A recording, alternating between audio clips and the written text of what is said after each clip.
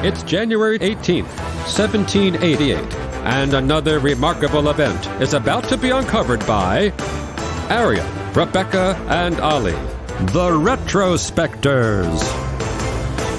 Indigenous people had been living in what we now call Australia for at least 50,000 years before this day in 1788, when the British First Fleet sailed into Botany Bay, known to locals as Kamay, to establish their new penal colony. Only the bay that they'd sailed into was really open and unprotected, and there wasn't much fresh water there, and the soil was no good for farming. So it really wasn't long before the whole fleet was on the move again, heading slightly further north to Port Jackson, where finally a few days later the settlement of the colony began, and that's the city that we now know as Sydney. The idea of setting up a colony at Botany Bay was partially the brainchild of Sir Joseph Banks, who had become the unusual title of celebrity botanist.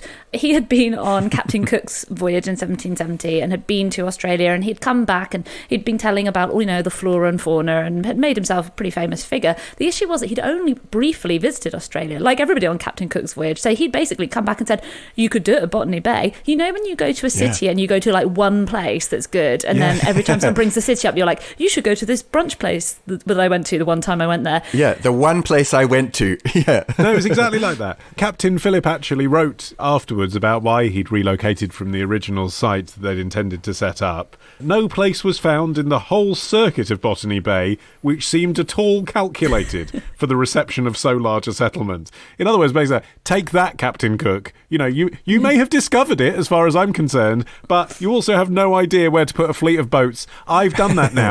So actually, I'm the more important settler than you, because I've been and I know. Yes, and that practicality was a deep part of the character of Arthur Phillip, the guy who had had a really distinguished naval career before he then became the governor of that penal colony in what became known as New South Wales. The whole landmass was then known as New Holland and took a while before it got the name of Australia that we recognise today. But his practicality included the fact that he thought it would be a quite good idea to bring farmers and builders, or at least convicts with experience in farming and building and craft.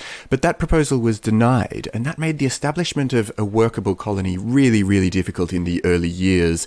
And, among the many inhospitable things that they faced, I think the lack of knowledge among the team that they'd brought with them, the fact that they'd really brought people whose expertise was in stealing or in whatever crime they'd been convicted of, that came to count against them massively. The First Fleet consisted of 11 ships carrying about 1,400 people, and about half of those were convicts, and the rest were, members of the crew, marines who were there to guard them, and sort of skeleton staff of officials to get the new colony off the ground. And you can only imagine, the scene when they landed, and just realising that there's nothing there, that, you have to start completely from scratch. The convicts were marched onto the beach and more or less told, go and start collecting some wood and making your own shelter, because we're really starting from zero. But I think the thing that really impressed itself on me as I was researching this topic is that I kept thinking, well, how were they being guarded? What were they being kept in? Obviously, there were no prisons to keep them in, so how were they keeping them in one place? But their actual sentence was exile. They weren't being sentenced to be imprisoned in Australia. They're being sentenced to transportation. So once they got there, that was their punishment. And most of them, it seems, realised that the only thing they could really do in their situation was to try and help make the colony livable. Quite right, though. I mean, the 11 ships set out from Portsmouth on the 13th of May, 1787. So they'd been on an 8-month voyage by this point. 252 days. That is a long time. Try and remember what you were doing last May, right? And a lot of these people had literally stolen groceries. And so, the punishment of being exiled for 252 days just by itself would have been sufficient, given that New South Wales was put into law as a destination for convicts when the British government deduced that Gibraltar was unsuitable. I mean, it's a few days to Gibraltar. It's 252 days to get to Australia. So you have served your sentence on the boat. 48 people died en route. Yeah, they travelled via Tenerife and Rio de Janeiro, and the last place that they saw that had any current Europeanness about it was Cape Town, where they took in a bunch of supplies and the things that they were going to use to actually start the colony once they arrived in New Holland. And Robert Hughes, the art critic and documentarian, wrote, "Before them at this stage stretched the awesome lonely void of the Indian and Southern Oceans, and beyond that lay nothing they could imagine." And I do sometimes try to think back to what it must have been like to go through not only the voyage itself, but then the arrival on what must have felt like very inhospitable shores. Not only the fact that Botany Bay was so very unsuitable for starting a colony, but even once you get into Australia proper, there are so many things that are trying to kill you there.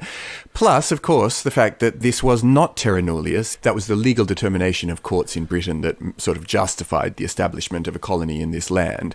But of course, terra nullius, meaning unoccupied land, wasn't the case. There were around 800,000 indigenous people in the country itself, and they made contact in the very early days. And even though Philip was told to be sort of cordial as one can be with a completely unknown civilization, already there was some violence in the early days. Not surprisingly, given that these people had just rocked up in your backyard. Yeah, and Governor Phillip, for his day, had a relatively respectful attitude towards the indigenous people when he first arrived. He had been instructed by London to try and befriend the local people and find out more about their way of life. But one major issue in the development of the colony was it took 2 years to send a message to London and receive a reply. So Philip had to make a lot of decisions on the ground.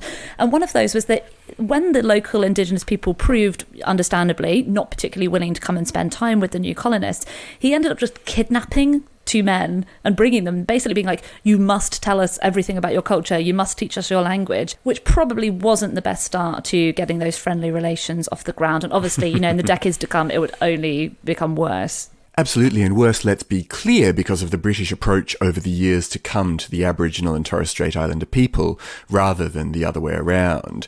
And I think it needs to be said pretty straight that the arrival of the First Fleet in Australia, ultimately through, disease and battle and massacres, amounts to the beginning of a genocide of a people. He also decided that free men, people who had decided to join this transport because they wanted to leave Britain and explore foreign climes and establish themselves in Australia, would be entitled to the same rations as the people who were convicts, which I suppose was, again, practical to stop a rebellion on the ground from these people who are criminals and might be likely to protest in a very antagonised way if you were to give them less food than everyone else. But actually, again, sort of seems relatively, when you're talking about taking a whole load of enslaved people and putting them on the other side of the earth, to be quite liberal, doesn't it? Everyone here in this new community is going to have the same thing, including the free people.